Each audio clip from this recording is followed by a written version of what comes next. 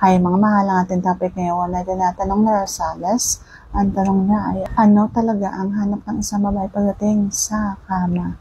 So ating pag-usapan for today's video, interesado kong malaman kung ano ang aking sagot. Please keep on watching Travagayanan. Kung bago ka pa lang sa aking channel, please consider like this video and subscribe my channel.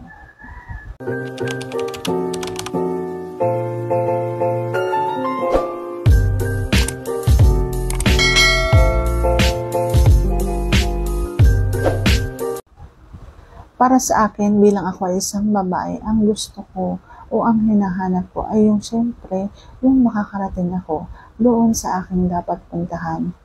Pero sabi ko nga, halos lahat ng mga babae hindi na nag-aantay na malabasan sila, na matapos sila kasi nga alam nila at kilala nila yung kanilang mga asawa na mabilis matapos. Yun talaga yung mga suliranin ng isang mag-asawa, yung mabilis na matapos ang isang lalaki at naiiwan lagi ang isang babae o kaya hindi nakakatapos o kaya naman hindi nakakaramdam na kailangan niyang malabasan, yung ganon. So, hindi niya alam kung paano labasan.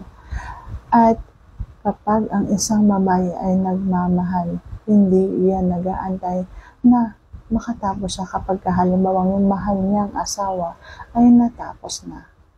Karamihan talaga sa mga babae hindi na nakakatapos. Hindi na naghahanap ang isang babae na makatapos siya. Pero ako bilang ako isang babae, yun yung gusto ko.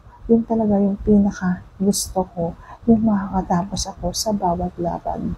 So sana sagot ko ng tamang natanong. If you like this video, please consider to like this video and subscribe my channel. Thank you for watching. See you on my next vlog.